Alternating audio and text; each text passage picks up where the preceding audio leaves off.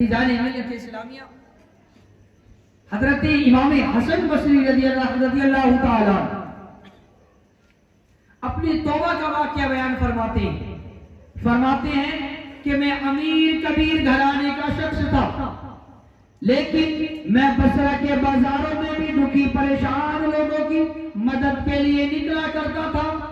فرماتے ہیں کہ میں ایک دن بازار کو جا رہا تھا کہ راستے میں مجھے ایک خاتون نظر آئی، اتنی خوبصورت جیسے چاند کا ٹکڑا۔ فرماتے ہیں میں کچھ دیر تک لگاتار اس خاتون کو دیکھتا ہی رہا، تو اس خاتون نے کہا ارے کیا معاملہ ہے کہ تو مجھے دیکھے جا رہا ہے؟ کیا تجھے شرم نہیں آتی؟ کیا تجھے حیا نہیں آتی کہ تو مجھے دیکھے جا رہا ہے؟ تو مجھے دیکھنا نہیں چھوڑ رہا ہے؟ اللہ اکبر میرے دوستو، حضرت امام حسن بصری رحمت اللہ تعالی علیہ فرماتے ہیں کہ میں نے اس سے کہا کہ ممن کس سے حیا کروں؟ تو اس خاتون نے کہا کہ اس سے حیا کر جو دلوں کے بھیدوں کو جانتا ہے، جو آنکھوں کی خیانت کو جانتا ہے۔ اللہ اکبر عزیزان ملت اسلامیہ، حضرت امام حسن بصری فرماتے ہیں کہ اس کی یہ بات تو بہت بڑی تھی، لیکن اس کا حسن ہی ایسا تھا، اس کی خوبصورتی اتنی زیادہ ایسی اتنی اچھی تھی کہ مجھے اس کے باوجود بھی اس کی طرف رغبت رہی اور میں مسلسل اس کی طرف دیکھتا ہی رہا۔ تو اس خاتون نے کہا ارے کیا معاملہ ہے؟ ایسی تجھے کون سی چیز پسند آ گئی جو تو مجھے دیکھنا نہیں چھوڑ رہا ہے، جو تو مجھے تکے جا رہا ہے؟ اللہ اکبر عزیزان ملت اسلامیہ، حضرت حسن بصری فرماتے ہیں کہ میں نے اس خاتون سے کہا کہ میں تیری جھیل سی آنکھوں میں ڈوبنا چاہتا ہوں اور یہ میرے لیے ایک باعث کشش ہے۔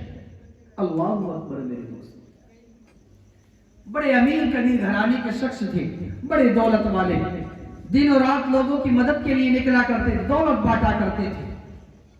فرماتے ہیں کہ میں نے اس خاتون سے کہہ دیا کہ میں تیری جھیل سی آنکھوں میں ڈوبنا چاہتا ہوں اور یہ میرے لیے ایک باعث کشش ہوگا۔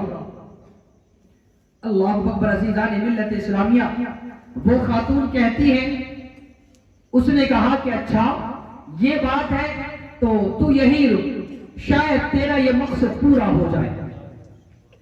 اللہ اکبر عزیزان ملت اسلامیہ، حضرت حسن بصری فرماتے ہیں کہ میں وہی رکا اور وہ خاتون اپنے گھر چلی گئی۔ فرماتے ہیں کہ تھوڑی دیر کے بعد اس کی خادمہ کپڑے سے ایک تست ڈھکا ہوا میرے پاس لے کر آئی اور پھر وہ تست میری طرف بڑھایا۔ فرماتے ہیں کہ جب میں نے اس تست سے وہ کپڑا ہٹایا تو اس کے اندر دو آنکھیں تھیں اور ایک کاغذ کے ٹکڑے پر لکھا ہوا تھا کہ میں ان آنکھوں کو رکھنا ہی نہیں چاہتی جن کی وجہ سے ایک مومن فتنے میں پڑ جائے۔ اللہ اکبر عزیزان ملت اسلامیہ، حضرت حسن بصری فرماتے ہیں کہ میں اپنی داڑھی پکڑ کر زاروں کی طرح رویا۔ میں نے کہا اے حسن بصری، تو ایک عورت سے بھی گیا گزرا؟ فرماتے ہیں میں اپنی داڑھی کو پکڑ کر روتا ہوں اپنے گھر چلا گیا۔ فرماتے ہیں ساری رات میں نے توبہ میں گزاری، لیکن جب صبح ہوئی تو میرے دل میں خیال آیا کہ چل اب اس سے بھی تو معافی مانگا ہوں جس نے اپنی آنکھیں قربان کر دی، اللہ سے تو ساری رات معافی مانگی، اب اس سے بھی معافی مانگا ہوں۔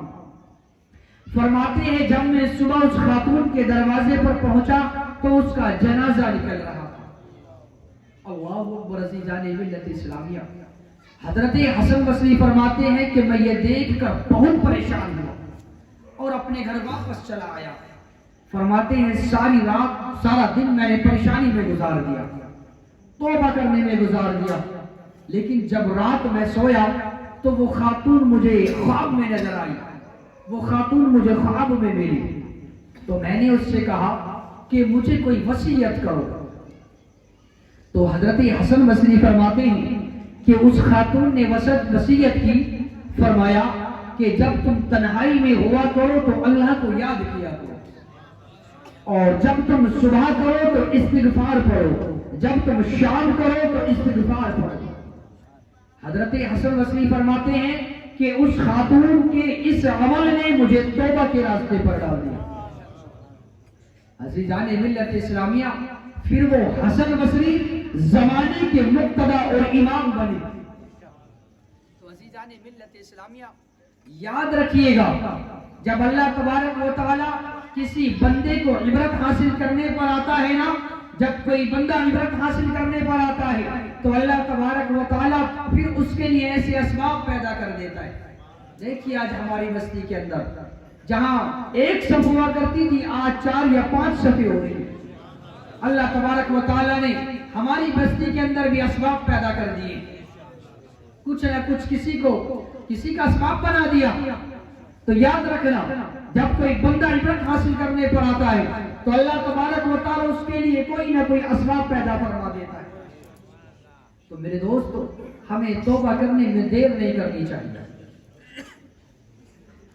بعض اوقات بندہ سوچتا ہے کہ یار ابھی بڑا وقت پڑا ہوا ہے، جب میں بوڑھا ہو جاؤں گا، جب میں ریٹائر ہو جاؤں گا، یہی تو سوچتا ہے نا کہ یار ابھی بڑا وقت پڑا ہوا ہے، جب میں بوڑھا ہو جاؤں گا، جب میں ریٹائر ہو جاؤں گا، جب میں اپنے بچوں کی شادیاں کر لوں گا، جب بچے میرا کاروبار سنبھال لیں گے، پھر میں ہوں گا، مسجد ہوگی۔ میرے دوست، یہ ایسا بندہ کہہ رہا ہے جس کو 1 سیکنڈ کا بھی پتہ نہیں ہے، جو اپنے 1 سانس کا بھی مالک نہیں ہے، اور بات تو ویسے کر رہا ہے جیسے سب کچھ اس کے قبضے میں ہے۔ میرے دوست، یاد رکھیے گا، ہم لمحہ لمحہ موت کے قریب ہو رہے ہیں، ہم لمحہ لمحہ موت کے قریب ہو رہے ہیں۔ یاد رکھیے گا، ہماری زندگی کے سانسیں بیت رہی ہیں، ہم سمجھتے ہیں کہ ہم بڑے ہو رہے ہیں، لیکن یاد رکھیے گا، نہیں، حقیقت میں ہم چھوٹے ہو رہے ہیں۔ جب میرے دوست گنتی الٹی شروع ہو جائے نا تو کام جلدی 0 تک پہنچ جاتا ہے۔ یاد رکھیے گا، ہماری سانسوں کی الٹی گنتی شروع ہے۔